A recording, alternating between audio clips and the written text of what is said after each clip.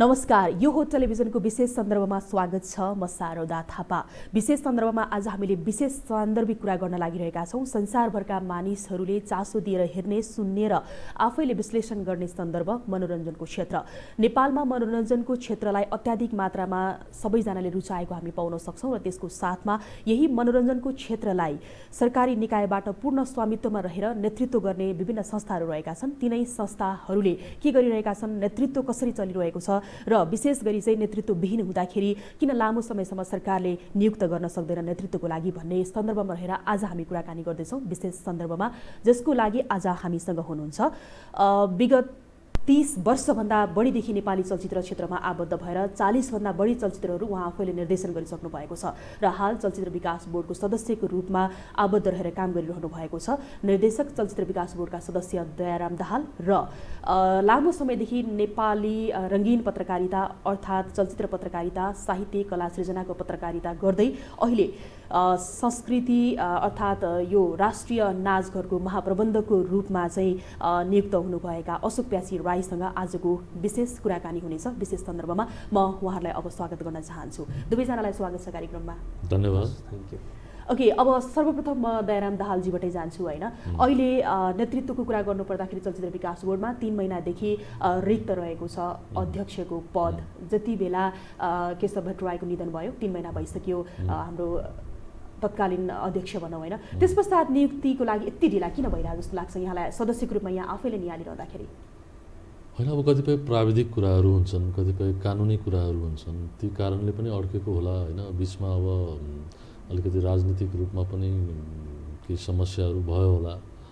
अब त्यो ठ्याक्कै यही कारणले नियुक्ति भएन भनेर मैले भन्न सक्ने अथोरिटी मतलब अथेन्टिक पर्सन त म होइन, तर मलाई लाग्छ कुनै न कुनै टेक्निकल प्रब्लमहरू भयो होला। तर अब लामो समयसम्म चलचित्र विकास बोर्ड यही तरिकाले भ्याकुममा रहिरहन चाहिँ सक्दैन, किनभने अब नयाँ आर्थिक बजेट, नयाँ आर्थिक ऐनको कार्यान्वयन गर्नुपर्ने, नयाँ कार्यक्रमहरू पारित गर्नुपर्ने बेला भइरहेछ।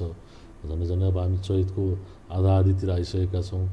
अब चलचित्र विकास बोर्डले आफ्ना आगामी वर्षका कार्यक्रमदेखि लिएर बजेटदेखि लिएर नेपाल सरकारसँग माग गर्नुपर्ने बजेटदेखि लिएर यावत कुराहरूलाई अगाडि बढाउनु पर्नेछ। त्यसको लागि पनि अब बिना नेतृत्व, बिना बोर्डको बैठक केही पनि कार्यक्रमहरू अगाडि जान सक्ने स्थिति छैन होइन। र अब जति पनि कार्यक्रमहरू हामीले अघिल्लो वर्षको निर्धारण गरेका कार्यक्रमहरू पनि अध्यक्षको निधनपछि अहिले लगभग रोकिएको अवस्था छ। अब ती कार्यक्रमहरूलाई पनि अब आगामी यो आर्थिक वर्षभित्रै कतिपय कार्यक्रमहरू सम्पन्न हुने अवस्थामा छन्। तिनलाई सम्पन्न गर्नको लागि पनि बोर्ड अध्यक्षको नियुक्ति जरुरी छ। अब यो कुरा हामीले सम्बन्धित निकायमा ध्यानाकर्षण गराएका छौँ होइन। अब त्यसमा पनि चलचित्र विकास बोर्डमा सदस्य सचिवको भूमिकामा नेपाल सरकार सञ्चार मन्त्रालयकै उपसचिवज्यू हुनुहुन्छ। उहाँले पनि अलिकति बढी नै इनिसिएटिभ लिनुभएको छ यो विषयमा, किनभने अब हामीले बोर्डले निर्णय नगरी आगामी दिनमा कुनै पनि कार्यक्रम अगाडि बढाउने अवस्थामा हामी छैनौँ। भनेपछि 3 महिनादेखि चलचित्र विकास बोर्डको गतिविधिहरू ठप्प होइन। अब ठप्प भन्दा त्यो अगाडि बोर्डले निर्णय गरिसकेका कार्यक्रमहरूलाई कार्यान्वयन गर्नलाई ठप्प भएन। जुन 3 महिनालाई एक हिसाबले भन्यो भने हामीलाई ती कार्यक्रमहरूलाई इम्प्लिमेन्ट गर्ने आधारहरू थिए, ती कामहरू त बिस्तारै भइ नै रहेका छन्। तर अब नयाँ जुन कार्यक्रमहरू थिए, अघिल्लो वर्ष हामीले घोषणा गरेका कार्यक्रमहरूलाई अब बोर्डले निर्णय गर्दै स्टेप बाई स्टेप निर्णय गर्दै जानुपर्ने हुन्छ होइन। अब ती निर्णय गर्नुपर्ने जति पनि कामहरू थिए ती काम चाहिँ रोकिहाले। जस्तो अब अहिले चलचित्र विकास बोर्डको नेतृत्वविहीन भएर चाहिँ केही पनि काम भएन भन्ने कुरा सन्दर्भ चलिरहँदाखेरि चलचित्र विकास बोर्डको अध्यक्ष बन्छु भन्ने दौडमा धेरैजना हुनुहुन्छ। त्यसमध्ये दयाराम दाहाल पनि एक दावेदार उम्मेदवार हो भनेर चाहिँ बजारमा एकदमै चर्चा छ। खास कुरा के हो, तपाईँ कसरी दावेदारको हिसाबभन्दा पनि चलचित्र विकास बोर्ड सम्पूर्ण रूपमा नेपाली चलचित्र क्षेत्रको नियमनकारी निकाय हो र नेपाली चलचित्र क्षेत्रको श्रीवृद्धिको लागि स्थापित संस्था हो।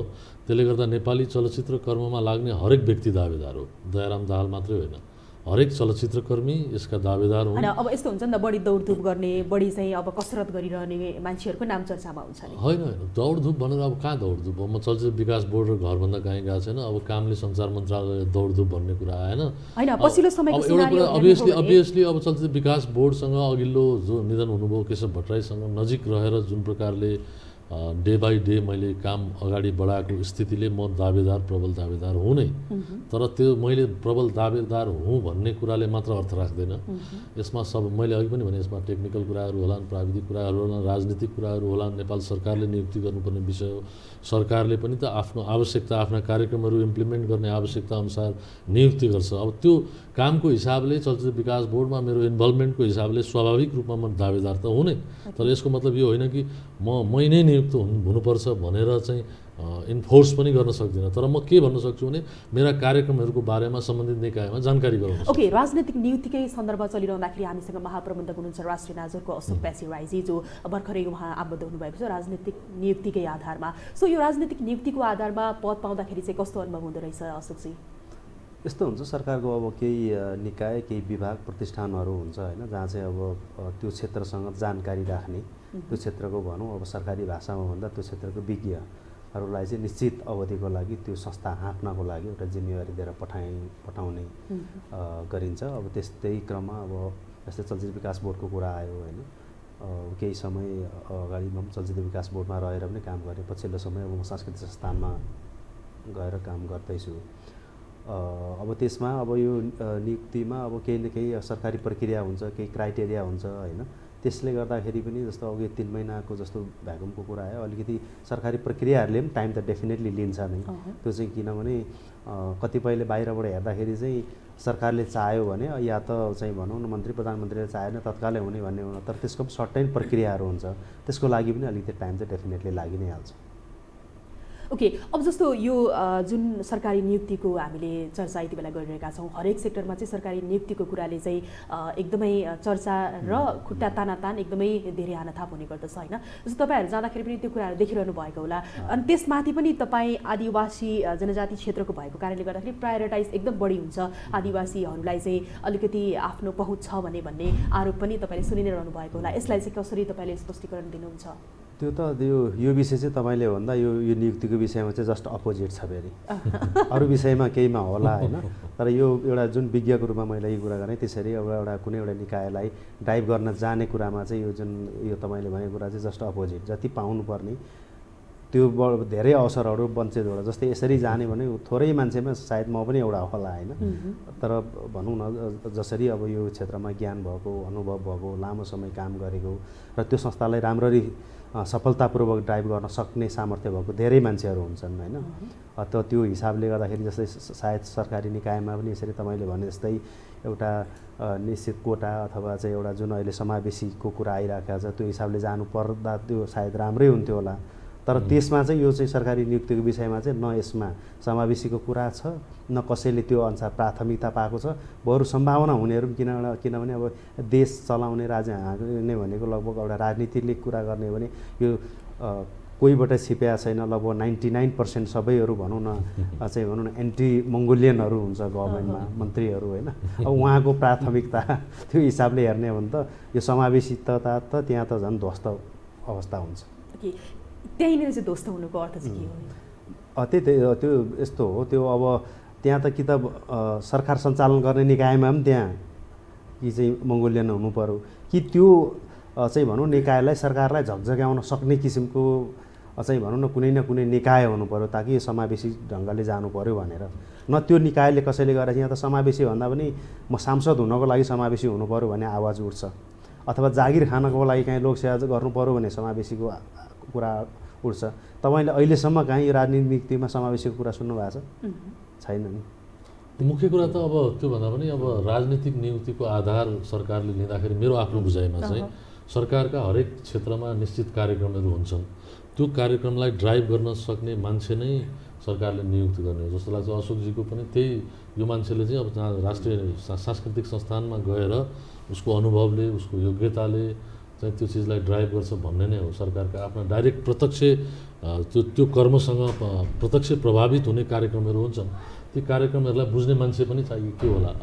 अब सबै क्षेत्रमा समावेशिताको कुरा पनि छैन। हो त, त्यही त। अब सरकारले नियुक्ति गर्ने कुरामा जुन यो चर्चा चलिरहेको छ होइन, नियुक्तिकै कुरामा पनि विभेद हुन्छ क्या। जस्तो यहाँले क्षमतावानको कुरा गरिरहनु भयो, क्षमतावान मान्छे जहिले पनि फेरि पछाडि परिरहेकै हुन्छ नियुक्तिको कुरा अगाडि आउँदाखेरि। सो यही कुराले गर्दाखेरि त सरकारी नियुक्ति हुने ठाउँमा हानाथाप बढी, अनि त्यसै गरी चाहिँ अब के अरे घुस खाएर नै चाहिँ प्रतिनिधि बनाउने विभिन्न खालको चर्चा त हामीले यसअघि पनि सुनेकै हौ नि त। त्यो हिसाबले कुरा गर्दाखेरि चाहिँ कसरी मेल खान्छ भन्ने कुरा हो होइन। अब धेरै मान्छेको इन्ट्रेस्ट हुन्छ होइन, यस्ता नियुक्तिहरूमा आउने धेरै मान्छेको इन्ट्रेस्ट हुन्छ। अब सरकारको दायित्व भनेको के हो भने ती मान्छेहरू मध्ये त्यो संस्थालाई कसले ड्राइभ गर्न सक्छ भनेर छान्ने दायित्व त सरकारकै हो। किनभने निर्णयकर्ता सरकार भएपछि त्यहाँ अरू मान्छेको हस्तक्षेप हुन्छ भन्ने मलाई लाग्दैन होइन। अनि यस्तो हो यो अर्को कुरा कस्तो भने देख्दाखेरि मात्रै यहाँ धेरै कुनै पनि यस्तो निकाय छैन जहाँ चाहिँ म गएर काम गर्छु, अथवा भनौँ न राजनीतिमा मैले यो कुरा गरेँ भने कर्मचारीदेखि लगेर एउटा हरेक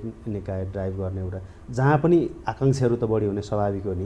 तर त्यसको एउटा निश्चित मापदण्ड हेरेर एउटा चाहिँ उपयुक्तका आधारमा भनौँ न चाहिँ एउटा एकजना मान्छेले अवसर पाउने हो। जस्तै अहिले चलचित्र विकास बोर्डमा कुरा गर्ने हो भने यहाँ त भनौँ न यो सेक्टरमा बुझेको, यो सेक्टरमा चाहिँ भनौँ न दशौँ चाहिँ भनौँ न वर्षौँ बिताएको मान्छे त दर्जनौँ होइन सयौँ छ नि।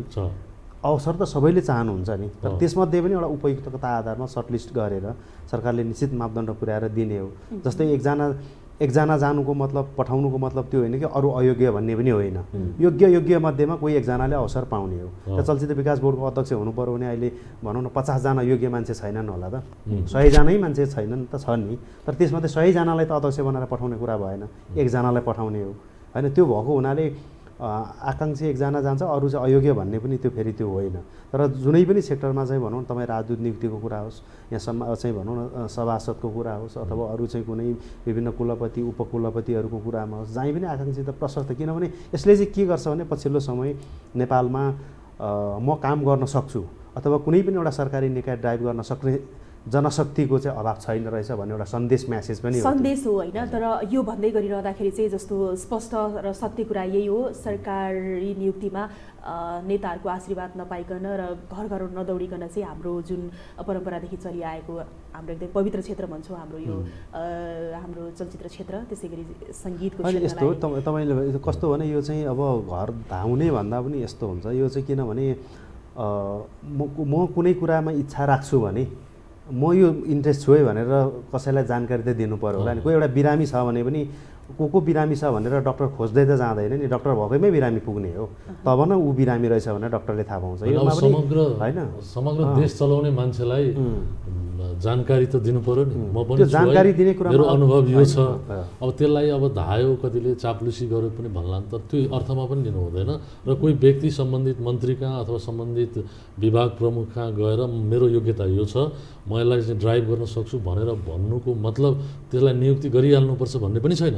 त्यो त झन् उहाँले झन् त्यो फिल्टर गर्ने एउटा किनभने होइन उहाँहरूले पनि त्यसरी भेटघाटको क्रममा अब विभिन्न कार्ययोजनाहरू उहाँले पनि माग्नुहुन्छ, भिजनहरू सुन्नुहुन्छ, अनुभवहरू के छ सुन्नुहुन्छ, सबैलाई समेटेर लान सक्ने सामर्थ्य के छ, नयाँ कामको भनौँ न कामको मोडालिटी के छ, यी सबै कुरा हेरेर विश्लेषण गर्ने हो नि त। कतिपय कुराहरू भनेको एउटै भेटमा ती सबै कुरा नखुल्न सक्लान्, सबै कुरा चर्चा हुन नसक्लान्। त्यो भएको हुनाले सम्भावित मान्छेहरूको चाहिँ अलिकति बढी उठबस हुन स्वाभाविकै हो। ओके, सम्भावित मान्छे भनेर भनियो होइन। जस्तो अहिले चलचित्र विकास बोर्डमा नेतृत्वविहीन अर्थात् अध्यक्षको पद रिक्त रहिरहँदाखेरि चाहिँ विभिन्न नामहरू सार्वजनिक भइरहेका छन्। यसै बिचमा चाहिँ हाम्रो चर्चित नायक भुवनी केसीको नाम चर्चामा रहेको छ। सो त्यो कुरालाई लिएर विभिन्न खालको अनुमान आकलन टीका टिप्पणी विश्लेषणहरू भइरहेको छ। यहाँलाई चाहिँ के लाग्छ त्यो विषयमा? होइन, मैले अघि पनि भने चलचित्र क्षेत्रमा एकजना व्यक्ति मात्र होइन, 100औं व्यक्तिहरू छन्। चलचित्र कर्ममा लाग्ने हरेक व्यक्तिको आकाङ्क्षा छ चलचित्र विकास बोर्डमा जाउँ, म मेरा कार्यक्रमहरूलाई लागू गरौँ भन्ने। अब ती 100औं व्यक्तिहरू मध्ये पनि सरकारको नीति तथा कार्यक्रमसँग जोडिएर नयाँ कार्यक्रम अब चलचित्र कर्मीहरूको हरेक पक्षलाई विचार गरेर राम्रो बाटो पहिलाउन सक्ने मान्छे नै राज्यले खोजिरहेको हुन्छ जस्तो मलाई लाग्छ है। अब आकाङ्क्षी त सबैजना आकाङ्क्षी हो, भुवन दाइ आकाङ्क्षी हो, म आकाङ्क्षी हो, उहाँ आकाङ्क्षी, सबै आकाङ्क्षी, हामी सबै योग्य हो, कोही अयोग्य छैन। तर अघि उहाँले भने जस्तै योग्यहरू मध्येबाट पनि अझै योग्य मतलब त्यो कार्यक्रम सरकारको कार्यक्रमलाई पनि एउटा मन्त्रालयको पनि निश्चित कार्यक्रम छ, नेपाल सरकारको आफ्नै कार्यक्रम छ, चलचित्र विकास बोर्डको आफ्नै कार्यक्रम छ। त्यो त मैले यही कुरा नबुझेको क्या, जस्तो योग्य भन्दा पनि अझै योग्य ल्याउने र आउन् भन्ने त सबैको चाहना हो होइन। त्यही बिचमा पनि पावर र पहुँचको खेल बढी हुन्छ र त्यही अनुसार आएको पनि हामी देखिरहेछौँ क्या। विगतको दिन हेर्ने हो भने पनि यसको अन्त्य चाहिँ कहिले हुन्छ होला, कसरी हुन्छ होला भन्ने कुरा तपाईँहरू जस्तो अब अलिकति हुन्छ नि सबै कुरा देखेको बुझेको भएको कारणले गर्दाखेरि मैले सोधिरहेको। अनि यो यो यो विषयमा चाहिँ यस्तो हो, अब यो पहुँच भन्ने कुरा चाहिँ कस्तो भने नि, यो जस्तो एउटा सरकारको एउटा नीति हुन्छ, त्यो संसदबाट आउँछ, सरकारले एउटा प्राथमिकताको एउटा क्षेत्र हुन्छ, यो संस्कृति क्षेत्रमा, चलचित्र क्षेत्रमा अथवा हरेक क्षेत्रमा सरकारको एउटा नीति हुन्छ र यो ढङ्गले अगाडि जाने भन्ने एउटा मोडालिटी हुन्छ होइन। त्यो विषयमा पनि अब भनौँ न, अब एउटै क्षमताको एउटा जुन सरकारको एउटा मापदण्ड छ, त्यो मापदण्ड पुगेको दर्जनौँ मान्छे होला, त्यसभित्र पनि उहाँहरूको क्षमता, उहाँहरूको चाहिँ भनौँ न काम गर्ने शैली, यी हरेक कुरा विश्लेषण गर्दै जाँदाखेरि सर्टलिस्ट हुँदै जाँदाखेरि त्यो नीति तथा कार्यक्रममा चाहिँ मेल खाने सरकारी त्यो जुन एउटा चाहिँ काम गर्ने मोडालिटी छ, त्यो यो खालको यो मान्छेसँग चाहिँ यो मोडालिटीमा अथवा यो नीति अनुसार हामी अगाडि बढ्न सक्छौँ भन्ने एउटा निष्कर्षमा त उहाँहरू पनि पुग्नु पर्यो होइन। त्यसमा चाहिँ त्यो हिसाबले गर्दाखेरि त्यो पहुँचभन्दा पनि बढी कुरा भनेको नै त्यो उहाँहरूको क्षमता, त्यो जुन नीति कार्यक्रममा उहाँहरूको काम गर्ने मोडालिटी नै बढी चाहिँ आवश्यकता हुन्छ। त्यसमा पनि अब 5 जना समान छ भने त डेफिनेटली कोही न कोही अलिकति नजिकै मान्छेसँग काम गर्न सजिलो होला। यदि त्यो मन्त्रीहरूलाई अथवा सरकारलाई मात्रै त्यो दोष दिएर पनि हुँदैन, यदि हामी पनि त्यो ठाउँमा हुने हो भने योग्यहरू बराबरी समान चाहिँ भनौँ न क्षमताको समान चाहिँ भनौँ न यो योग्यताको मान्छेहरू छ भने कोसँग काम गर्दा सजिलो हुन्छ मलाई भन्ने डेफिनेटली त त्यो त मानवीय हाम्रो गुणै हो नि। त्यसलाई चाहिँ अन्यथा भनौँ न यो पहुँच अथवा चाहिँ भनौँ न यो अन्यथा त्यसलाई त्यो गलत अर्थ लाउनु त्यो राम्रो हुन्न कि होइन। जस्तै यहीँ पनि अब भनौँ न तपाईँ प्रोग्राम चलाउनुहुन्छ, यहाँ तपाईँभन्दा तपाईँ जत्तिकै चलाउने मान्छे अरू पनि त होला नि त, तर तपाईँले अहिले चलाइराख्नु भएको छ होइन। केही न केही कुरामा त भनौँ न तपाईँसँग चाहिँ काम गर्दाखेरि सहज हुन्छ भन्ने कम्पनीहरूले सोचे होला, त्यस्तै हो कि त भएको हुनाले कोही मान्छे चाहिँ नियुक्ति पाए ऊ चाहिँ राजनीतिक पहुँचको अघि भने चाहिँ दौडधुप गर्यो यस्तो भन्ने अर्थ पनि हो। किनभने कहिले मन्त्रीसँग भेट नभएको, सरकारसँग उनी नभएको बाहिरको मान्छेहरूले पनि त यहाँ चाहिँ भनौँ न एउटा ठुल्ठुलो चाहिँ भनौँ न विश्वविद्यालयदेखि लगेर प्रतिनिधि विभागहरूको चाहिँ नेतृत्व गरिराखेकै छ नि, त्यो पहुँच होइन। त्यो चाहिँ कस्तो भने जस्तो अहिले हामी एक किसिमले भन्यो भने उदाहरण दिन मिल्थ्यो कि मिल्दैन, जस्तो अर्थमन्त्रीको कुरा गरौँ, उहाँ राजनीति गरेर गरेर लडेर आएको मान्छे त होइन, एउटा त्यो क्षेत्रको चाहिँ एउटा ज्ञान, त्यो क्षेत्रको विज्ञताले गर्दा उहाँसँग जाँदा चाहिँ देशको अर्थतन्त्र राम्रो हुन्छ भन्ने विश्लेषणमा या त पार्टीले भनौँ या त सिङ्गो एउटा चाहिँ सरकारले उहाँलाई चाहिँ अगाडि बढाए, त्यस्तो उदाहरणहरू त धेरै हुन्छ कि। त्यो भएको हुनाले त्यसलाई चाहिँ बढी पहुँचको भन्दा पनि काम गर्न सहजताको हिसाबले चाहिँ हामीले विश्लेषण गऱ्यौँ भने सही हुन सक्छ। ओके, काम गर्ने सहजताको कुरा आइहाल्यो। चलचित्र विकास बोर्डमा नियुक्त भएर जानुभएको 1 वर्ष भयो होइन अहिले यहाँहरू? 1 वर्ष भयो। यो 1 वर्षको समयावधिमा चलचित्र विकास बोर्डले काम के गर्यो त पारदर्शी रूपमा देखिने भन्ने कुराहरू थाहा पाउनको लागि पनि हाम्रो आम अडियन्सलाई मन लाग्छ होला सायद। त्यही भएर सबैभन्दा पहिला सुन्नुहोस्, अब के हो भने मैले अशोकजीको कुराको एन्डबाट जोडेर आएँ। ओके, हामीमा धेरै नकारात्मक कुराहरूलाई बढी हाइलाइट गर्ने एउटा संस्कृति डेभलप भएको छ। सबभन्दा पहिला यो संस्कृतिलाई हामीले मिनिमाइज गर्नुपर्छ र अब चलचित्र विकास बोर्डकै प्रसङ्गमा आउँदा सबैभन्दा पहिला उहाँलाई पनि थाहा भएको कुरा हो, चलचित्र विकास बोर्डलाई नीतिगत रूपमा बलियो नबनाइकन केही पनि हुनेवाला छैन। बाहिर ठुलो कुरा गरेर मात्र केही हुनेवाला छैन। चलचित्र विकास बोर्ड उहाँहरूले छोड्दैको दिनमा बक्स अफिसको उद्घाटन गरेर छोड्नु भएको छ मलाई लाग्छ।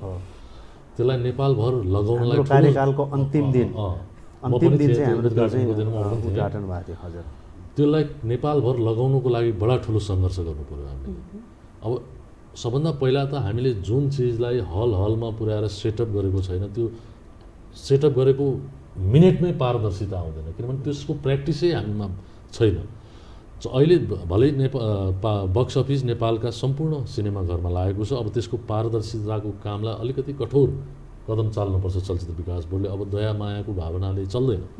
र अर्को कुरा हामीले जति ठुला कुरा गरे पनि चलचित्र क्षेत्र यति धेरै विकास भयो अथवा नेपालमा 100औं चलचित्र बने, यति धेरै चलचित्रकर्मी छन्, यहाँ छ, हामी अन्तर्राष्ट्रिय स्तरमा पुग्यौँ भने हामी ठुल्ठुला कुरा गर्छौँ। जतिसुकै नारा दिए पनि चलचित्रकर्मीको जीवन स्तर भनेको एउटा दयनीय, एउटा भारी बोकेर खाने आम नागरिकको जीवनस्तरभन्दा तल्लो स्तरको छ। आज पनि कोही चलचित्रकर्मी बिरामी हुँदाखेरि औषधि उपचार गर्न नसकेर हामीले चन्दा उठाउनुपर्ने स्थिति छ।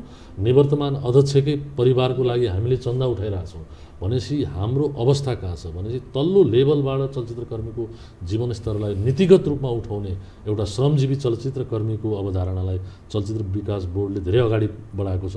श्रमजीवी यो कल्याण कोष छ नि, त्यहाँ मार्फत यसको मोडालिटी छुट्टै बनाउने हिसाबमा त्यो सँगसँगै नेपाली चलचित्रलाई हामीले अन्तर्राष्ट्रिय स्तरमा चाहिँ वृद्धि यसको बजार विस्तार गर्ने भनेका छौँ। सबैभन्दा पहिला हामीले यसलाई राष्ट्रिय स्तरमा पनि वृद्धि गर्न सकेका छैनौँ। नेपाली जनसङ्ख्याको आधाभन्दा बढी जनसङ्ख्याले नेपाली राष्ट्रिय चलचित्र कर्मलाई चिनेको अवस्था छैन। नेपालभित्रै हामीले दरो खुट्टा टेक्न सकिरहेको अवस्था छैन। मध्य पहाडी लोकमार्गको जुन ग्राफ छ त्यो ग्राफभन्दा माथि चलचित्र हेर्न चाहने मान्छेलाई त्यो एउटा फेसिलिटी भौतिक पूर्वाधार पनि छैन। र महेन्द्र राजमार्ग जुन पूर्व पश्चिम राजमार्ग भन्छौँ हामी, पूर्व पश्चिम राजमार्गभन्दा तलतिर नेपाली राष्ट्रिय चलचित्र, आदिवासी जनजातिका चलचित्रकर्मी हुन् अथवा नेपाली भाषाको चलचित्र होस्, त्यसका चलचित्रकर्मीहरूलाई र चलचित्रलाई को पहिचान पनि हामीले स्थापित गर्न सकेका छैनौँ। त्यहाँको भूगोललाई, त्यहाँको रहनसहनलाई हामीले हाम्रो चलचित्र कर्मसँग जोड्न सकेका छैनौँ। यसको एउटा आधार तयार भएको छ। यसलाई राष्ट्रिय रूपमा पहिला विकसित गरेर त्यो सँगसँगै यसलाई संस्थागत रूपमा अन्तर्राष्ट्रिय क्षेत्रमा पुर्याउनुपर्छ। र अन्तर्राष्ट्रिय क्षेत्रमा नेपाली चलचित्र जाँदा हलिउड र बलिउडको फर्म्याटमा हामीले चलचित्रको कथा भनेर हामी अन्तर्राष्ट्रिय रूपमा न त प्राविधिक रूपमा कम्पिटिसन गर्न सक्छौँ, न त आर्थिक हैसियतमा हामी कम्पिटिसन गर्न सक्छौँ। हामीसँग हाम्रो एउटा यस्तो मौलिक कथाहरू छन्, हाम्रा यति यावत विविध जात जातिका, विविध भूगोलका हामीसँग यस्ता मौलिक कथाहरू छन्, मौलिक संस्कृति छ हामीसँग। यी चिजलाई चाहिँ हामीले हाम्रो आफ्नै मौलिक शैलीमा, जस्तो कोरियनहरूले आफ्नो मौलिक शैली इस्ट्याब्लिस गरेका छन् दुनियाँमा, इरानियनहरूले, इरानी सिनेमाहरूले आफ्नो मौलिक एउटा भनाइलाई मतलब स्टोरी टेलिङलाई इस्ट्याब्लिस गरेका छन्।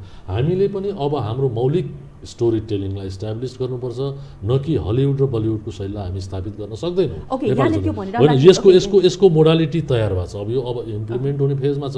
यो आजको भोलि नै हुँदैन। यसको नीतिगत कुराहरू छ, यसको संस्थागत कुराहरू छ। चलचित्र विकास बोर्डले इनिसिएसन लिएर होइन, श्रमजीवी चलचित्रकर्मीका कुरा, बक्स अफिसका कुरा, नेपाली चलचित्रको राष्ट्रिय र अन्तर्राष्ट्रिय बजार विस्तारका कुरा र स्किल डेभलपमेन्ट सबभन्दा पहिला कुरा। हामी कहाँ स्क्रिप्ट लेखनको लागि, प्राविधिक जस्तो एडिटिङ, साउन्ड मिक्सिङको लागि अथवा इभन डाइरेक्सन, सिनेमाटोग्राफीको लागि, यी यावत कुराहरूको स्किल डेभलपमेन्टको लागि स्पेसल प्याकेज प्रोग्रामहरू छन्, जुन चाहिँ तदारकताका साथ हुने फेजमा हामी थियौँ। एउटा अनएक्सपेक्टेड अध्यक्षको निधनपछि धेरै एउटा 15-20 दिन 1 महिनाको समय त हामी एक प्रकारको झट्कामै गयौँ। त्यसपछि चलचित्र विकास बोर्डले नीतिगत निर्णय गर्ने अवस्था अहिले छैन र ती कार्यक्रमहरू रोकिएको चरणमा छन्। त्यसले गर्दा यी कार्यक्रमहरू चाहिँ एकदम स्पिडली जानु जरुरी छ। हाम्रो चलचित्रको स्तर वृद्धि गर्ने, यसलाई अन्तर्राष्ट्रिय स्तरमा लैजाने र राष्ट्रिय स्तरमा यसको जगलाई बलियो बनाउने हो भने अहिले मैले भनेका कुराहरू र स्पिडली जानु जरुरी छ। र अर्को कुरा, श्रमजीवी चलचित्रकर्मीको अवस्थामा सुधार ल्याउन केही न केही भूमिका चाल्नुपर्छ, जुन बोर्डले सुरु गरेको छ। ओके, यसमा म फेरि आउँछु। अशोकजी, जस्तो हामीले संस्कृतिको उत्थानको लागि, प्रवर्धनको लागि भनेर राष्ट्रिय नाचघरलाई जहिले पनि सम्झिरहन्छौँ। सायद 2018 सालमा स्थापना भएको होला। र राष्ट्रिय नाचघरको अहिलेको तपाईँ गइसकेपछिको परिवर्तन के छ अनि कसरी चाहिँ यहाँले अब त्यो प्लानिङ प्रोजेक्ट गरिरहनु भएको छ? अहिले वास्तवमा सांस्कृतिक संस्थान एउटा भनौँ न 2016 सालमा अवधारणा भएर 2018 सालमा स्थापना भयो। एक किसिमले भने नि 60 वर्षको इतिहास बोकेको एउटा पुरानो एउटा संस्थान हो। तर सांस्कृतिक संस्थान बाहिरबाट हेर्दाखेरि भनौँ न जुन अवस्था छ, भित्री अवस्था त्योभन्दा अलिकति फरक छ। कहिले हुन त अब त्यो एउटा यस्तो कुराहरू भनौँ न एउटा बसमा ल्याउने कि नल्याउने भन्ने पनि हो होइन। त्यत्रो भवन छ, संरचना छ, सम्पूर्ण कुरा छ, तर भित्री कुराहरू के छ भन्दा भनौँ न प्रस्तुति गर्यो यताउता, त्यो चाहिँ लेटर प्याडमा सांस्कृतिक संस्थान 2016 भन्दा डकुमेन्टेसनमा केही पनि छैन। र मेरो चाहिँ दृष्टिकोण के हो भने अब त्यो ढङ्गले हुँदैन होइन। सांस्कृतिक संस्थान भनेको एउटा जस्तो भनौँ न हामीले भिजिट नेपाल सेलिब्रेसन गर्दैछौँ, होइन हामीले पर्यटकलाई आकर्षण गर्ने अनेक चाहिँ भनौँ न जुक्ति अथवा अनेक हाम्रा राम्रा पक्षहरूको कुरा गऱ्यौँ, हिमालको कुरा गऱ्यौँ, पहाडको खोला नाला मठ मन्दिर हाम्रा कल्चरल हेरिटेजको कुरा भनौँ न गऱ्यौँ। तर हाम्रो सांस्कृतिक लोक संस्कृतिको विषयमा हामीले कुरा गऱ्यौँ कि गरेनौँ, त्यो अवस्थामा राज्य पुगेको छ कि छैन, त्यो एउटा मुख्य प्रश्न। किनभने एउटा कुनै पनि देशको एउटा सचेत एउटा पर्यटक आउँदाखेरि फगत यहाँनिर आएर घुम्न चाहिँ यहाँ रमाइलो गर्न मात्रै होइन, ऊ केही न केही यहाँको चाहिँ भनौँ न लोक संस्कृति के छ, रहनसहन के छ, वेशभूषा के छ, यहाँको खानपान के छ, सोसाइटी कस्तो छ, यी कुराहरू ऊ बुझ्न चाहन्छ होइन। केही पर्सेन्ट पर्यटकहरू नचाला, तर धेरै जस्तो पर्यटकहरूमा त्यो चाहिँ रुचि हुन्छ। र हामी पनि विदेश जाँदाखेरि उनीहरूको एउटा कल्चरै हुन्छ, हाम्रो कल्चर भनेको यो छ, जीवनशैली भनेको यस्तो छ, पहिला हामी यस्तो थियौँ, त्यहाँबाट हामी यहाँ आइपुगेका छौँ होइन। हाम्रो बिचमा चाहिँ विकासको क्रम यसरी भएर उनीहरूको चाहिँ भने म्युजियमबाट हुन्छ कि अथवा केही भिजुअल इफेक्टबाट हुन्छ कि हरेक देशले चाहिँ बाहिरबाट आउने पर्यटकहरूलाई त्यो देखाउने, चिनाउने, जानकारी दिने संस्कार छ। तर त्यो ढङ्गमा हामी अगाडि जान सकेनौँ। र सांस्कृतिक संस्थानलाई मैले यहाँ जोडेको के हो भने 2018 सालमा स्थापना भएको एउटा लोक संस्कृतिलाई चाहिँ भनौँ न प्रवर्धन गर्ने, संरक्षण गर्ने र एउटा स्वस्थ मनोरञ्जन दिने एउटा चाहिँ निकाय हो। तर केवल सायद त्यही एउटा चाहिँ भनौँ न सामान्य एउटा जुन मोडालिटीमा काम गर्यो त्यो मोडालिटीले अब चल्दैन। अब भनेको चाहिँ भनौँ न हामीले सांस्कृतिक संस्थानलाई चाहिँ अब हाम्रो मौलिकता देश झल्किने गरी होइन, आम मान्छेले सुन्ने गरी, आम मान्छेले चिन्ने बुझ्ने गरी, पर्यटकलाई आकर्षण गर्ने गरी, एउटा राष्ट्रिय पुँजी निर्माणमा सहयोग गर्ने गरी, पर्यटन विकासमा सहयोग पुग्ने गरी, राष्ट्रिय पहिचान झल्काउने गरी र हाम्रो लोक संस्कृतिहरू जुन जस्तो छ त्यो चाहिँ आगामी पुस्ताको लागि पनि सुरक्षित रहने गरी यो मोडालिटीमा गएर काम गर्न जरुरी छ। र मैले त्यही अनुसार नै मैले चाहिँ भनौँ न सम्पूर्ण अहिलेको त्यो पुरानो प्रोग्रामहरूलाई चाहिँ परिमार्जन गरेर नयाँ मोडालिटी तयार गरेको छु। र यही चरणमा यो नयाँ वर्षसँगै हामीले चाहिँ सांस्कृतिक संस्थानमा एउटा कल्चरल सो जस्तो भनौँ, कुनै एउटा तारे होटलमा भनौँ अथवा कुनै राम्रो रिसोर्ट अथवा कुनै एउटा ट्राभल एजेन्सीसँग कति राम्रो पार्टीहरू भनौँ न चाहिँ अडियन्सहरू के अरे पर्यटकहरू आउँदाखेरि चाहिँ एउटा कहाँको एउटा कल्चरल चाहिँ भनौँ न लिएर आफैले म्यानेज गरेर चाहिँ भनौँ कहिले थारू, कहिले चाहिँ विभिन्न उको, कहिले मारुनी अनेक लिएर उहाँहरूले नै चाहिँ दुःख सो गरेर देखाउनुहुन्छ। त्यसमा पनि मौलिकता छ कि छैन थाहा हुन्छ, उहाँहरूले भनिदिनुहुन्छ कि हाम्रो मौलिकता छ कि छैन त त्यहाँ होइन। त्यसै लिएर आएर उफारेर मात्रै पनि भएन, त्यसको दुईवटा कुरा हुन्छ। एउटा त हाम्रो त मौलिकताको कसीमा त्यो कति खरो छ भन्ने एउटा हो। अर्को कुरा भनेको जुन भनौँ न होटलहरू, ट्राभल एजेन्सीदेखि लगेर यो विषय उहाँहरूलाई खर्चको हिसाबले कति त्यो एक्सपेन्सिभ पर्न आउँछ। एउटा टोली कहाँबाट ल्याउनु पऱ्यो, खुवाउनु पऱ्यो, बसाउनु पऱ्यो, वेशभूषाको म्यानेज गराउनु पऱ्यो, ती सबै टिम भनौँ न 10-20 जनालाई चाहिँ राख्नु पऱ्यो। ती सबै समस्याहरूको चाहिँ एक प्याकेजमा चाहिँ समाधान गर्ने गरी सांस्कृतिक संस्थानले चाहिँ एउटा यो वैशाखदेखि चाहिँ भनौँ नेपाली नयाँ वर्षदेखि चाहिँ एउटा कल्चरल सो गर्ने हामीले चाहिँ तयारी गरेका छौँ।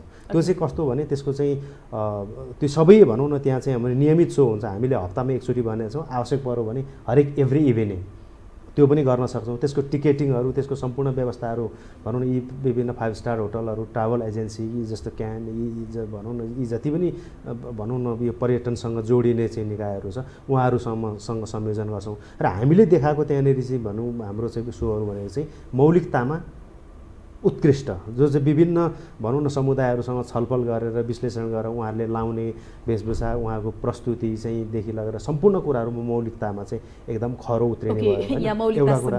अर्को कुरा मैले त्यहाँ जोड्न खोजेको के हो भने त्यसले चाहिँ जति पनि यो चाहिँ भनौँ न व्यावसायिकहरू भनौँ न होटल रेस्टुरेन्टहरू यी ट्राभल एजेन्सीहरू छ उहाँहरूलाई पनि सजिलो भयो। उहाँहरूले चाहिँ भनौँ न पर्यटकबाट निश्चित शुल्क भनौँ न कति होला भनौँ $2, $5, $10 कति राख्ने न त्यति गरिसकेपछि उहाँहरूले त्यो व्यवस्था गर्नै परेन होइन। नेपाली मौलिक संस्कृति हेर्न कहाँ जाने भन्दा सांस्कृतिक संस्थानमा।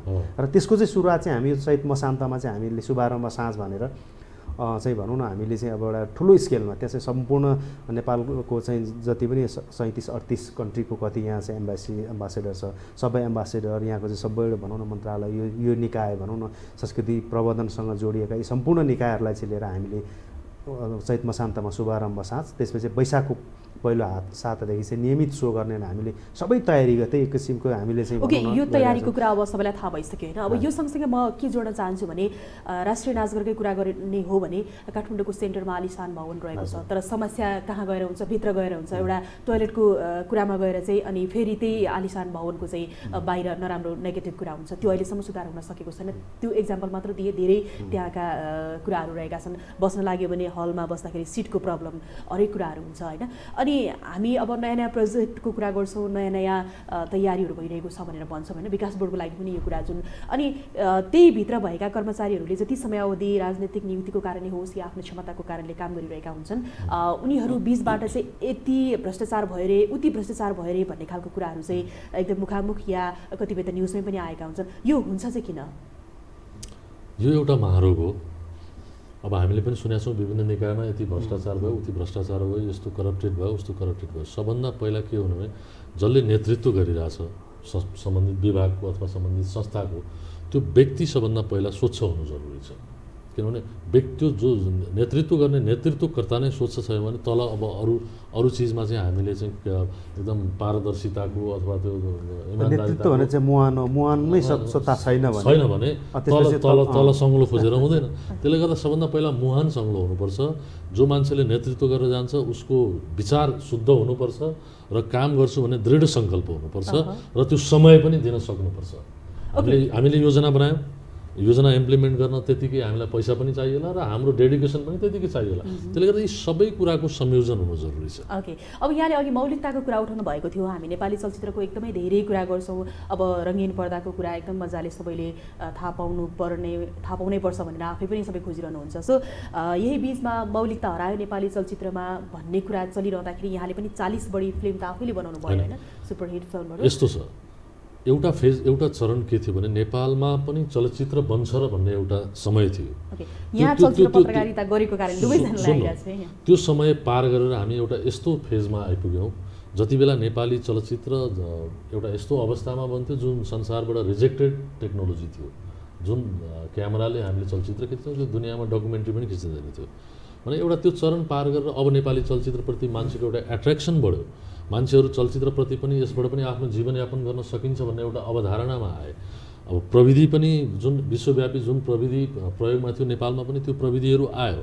अब यो अवस्थामा अब हामीले पुरानै फर्म्याटमा अथवा हलिउड र बलिउडकै फर्म्याटमा नेपाली चलचित्र बनाएर तिनीहरूकै बजारमा गएर हामी कम्पिटिसन गर्छौँ भने हामी जस्तो पटमूर्ख दुनियाँमा कोही पनि हुँदैन। हाम्रो आफ्नो शैली छ, हाम्रो आफ्नो संस्कार छ। हामीलाई जरुरी के थियो भने प्रविधिको जरुरी थियो र यो प्रविधि बुझेका मान्छेहरूको जरुरी थियो। मान्छेहरू पनि तयार छन् नेपालमा, अहिले प्रविधि पनि आइसकेको छ। अबको अवस्था भने संस्थागत एउटा चलचित्र विकास बोर्डले यसको लिडरसिप नेतृत्व लिएर संस्थागत रूपमा एउटा प्लेटफर्म बनाइदिनुपर्छ। जो नयाँ चलचित्रकर्मीहरू छन् जसले आफ्नो व्यक्तिगत तवरबाट पनि त्यो मौलिकतामा आउने एउटा प्रयास गरिरहेका छन्। एउटा व्यक्तिले त एउटा सम्पूर्ण आफ्नो जीवनभरको कमाइ जोखिममा राखेर प्रयास गर्छ, त्यसलाई सरकारी तवरबाट र चलचित्र क्षेत्रको नियमनकारी निकायको तर्फबाट चलचित्र विकास बोर्डले नेतृत्व लिएर उनीहरूलाई त्यो प्लेटफर्म उपलब्ध गराउने काम अब अवश्य गर्नुपर्छ। हामीले अब ठुला कुरा गरेर मात्रै हुँदैन। यो विषयमा चाहिँ मलाई के लाग्छ भने पहिला यो विषय मैले एक किसिमले भने यो चलचित्र पत्रकारिता विषयमा धेरै पटक मैले लेखेको छलफल गरेको विषय पनि यो नेपाली चलचित्र विषय चाहिँ अहिले विश्व चलचित्र बजारलाई विश्लेषण गर्ने दुईवटा कुरामा प्रतिस्पर्धा छ। एउटा मौलिकता, एउटा आधुनिकता। जस्ता प्रविधिको प्रयोग गरेर आधुनिक एउटा चाहिँ भनौँ न एउटा कल्पनशीलता जुन एउटा चाहिँ भनौँ न विश्व बजारमा यो चाहिँ भनौँ न विदेशी चलचित्रहरूले दिएको छ, त्यसको कुरै नगरौँ होइन। त्यो मापदण्डमा नेपाली चलचित्रले कल्पना गर्नु भनेको त्यो धेरै गाह्रो छ। हाम्रो भन्ने स्ट्रेन्थ के हो भन्दा मौलिकता। यो चाहिँ मेकरहरूले बुझ्न जरुरी छ। मौलिकताको कसीमा हामी गयौँ भने जस्तो ओस्कार जितेको पनि एउटा सामान्य एउटा चाहिँ भनौँ न यहाँ जुन दाइले कुरा गर्नुभयो त्यो प्रविधिमा खिचेको चलचित्रले ओस्कार जितेको पनि उदाहरण छ। त्यो के हो भने त मौलिकताको कसीमा। ओके, अब यो मौलिकता हुनुपर्छ भन्ने कुरा भयो। सो अब हामी कार्यक्रमको अन्तमा आइपुगेका छौँ र अहिलेको समयको कुरा गर्ने हो भने एकदमै त्रास कोरोना भाइरसको रहेको छ। नेपाली चलचित्र त्यसबाट अछुतो छैन, हामी कोही पनि अछुतो छैनौँ। त्रास नै फैलिरहेको छ, अहिलेसम्म नआओस् भन्ने हाम्रो कामना हो होइन।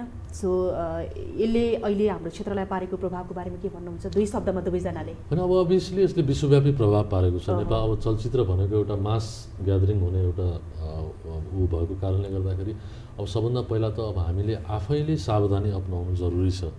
अब यहाँ कुनै व्यक्तिलाई अथवा कुनै संस्थालाई अथवा राज्यलाई गाली गरेर हुने स्थिति छैन। सबभन्दा पहिलो प्रिकसन चाहिँ हामी आफैबाट सुरु गर्नुपर्छ हामीले, र हामीले आफ्नो पहुँचमा भएका मान्छेहरूलाई पनि त्यो सावधानी अपनाउनको लागि चाहिँ उत्प्रेरणा दिनुपर्छ।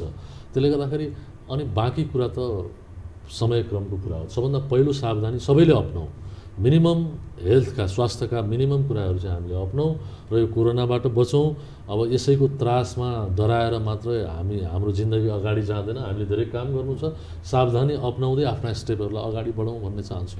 अब यो विषयमा चाहिँ अहिले भनौँ न अब नेपालमा आइसकेकै चरण छैन र मुख्य कुरा भनेको अब यसले पार्ने भनौँ न आर्थिक सामाजिक प्रभाव त अब कति दीर्घकालीन कति लामो हुन्छ पछि विश्लेषण गर्ने कुरा हो। तर अहिले तत्कालको लागि हामीले उहाँले भने जस्तै हामी सबै बचाउँ। त्यसबाट कमसेकम यो कोरोना भाइरसबाट बच्यो भने यसका प्रभावहरू, यसले सामाजिक क्षेत्र आर्थिक क्षेत्र अर्थतन्त्रमा पारेको प्रभावको जति भविष्यमा हुन्छ त्यस पछाडिको त्यो सेकेन्डरी कुरा हो, त्यसपछि विश्लेषण हुन्छ।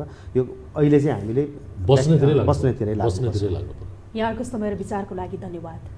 धन्यवाद। यतिन्जेलसम्म हामी विशेष सन्दर्भमा कुराकानी गरिरहेका थियौँ चलचित्र निर्देशक तथा चलचित्र विकास बोर्डका सदस्य दयाराम दाहाल र राष्ट्रिय नाचघरका महाप्रबन्धक अशोक प्यासिरवाईसँग। यो कुराकानीसँगै आजको लागि समय सकिएको छ। हामी फेरि आउँछौँ। यो हो एसडी टेलिभिजन, हेर्दै गर्नुहोला। नमस्कार।